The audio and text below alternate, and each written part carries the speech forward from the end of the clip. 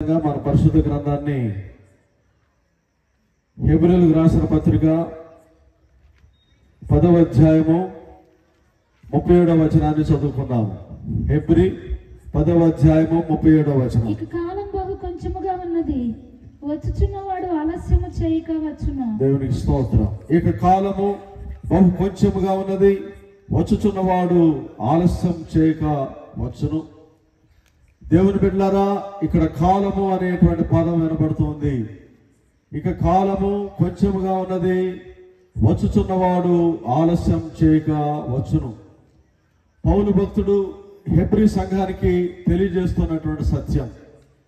పరిశుద్ధ లేఖనాల్లో మనం చూసినట్లయితే ఆయా సందర్భాల్లో, ఆయా స్థలాల్లో, ఆయా భక్తుల ద్వారా దేవుడు పలు విధాలుగా మాట్లాడుతూ వచ్చాడు.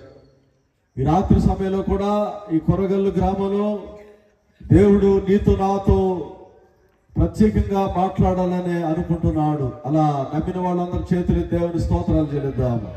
హల్లెలూయా. ఇక కాలము బహు కొంచెముగా ఉన్నది, వచ్చుచున్నవాడు ఆలస్యం చేయక వచ్చును అని చదువుతున్నాం.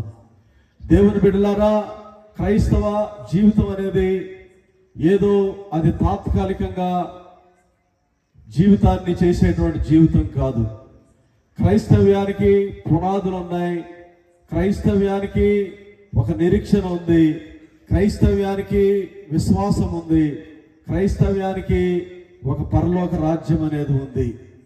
మనుషుడు చనిపోయిన తర్వాత ఏమి జరుగుతుందో తెలియజేసేదే పరిశుద్ధ లేఖనాల్లో సారాంశము.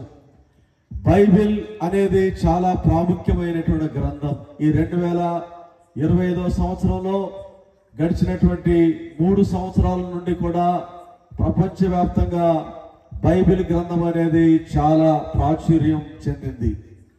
బైబిల్ అనేది పుక్కింటి పురాణం లాంటిది కాదు, లేదా ఒక యూనివర్సిటీలో ప్రొఫెసరో, లేదా ఒక డీనో, ఒక లెక్చరరో, స్కూల్ మాస్టారో రాసినటువంటి గ్రంథం కాదు. ఇది పరిశుద్ధాత్మ ద్వారా ప్రేరేపితమై 40 మంది భక్తులు రాసినటువంటి ఒక పరిశుద్ధ గ్రంథం.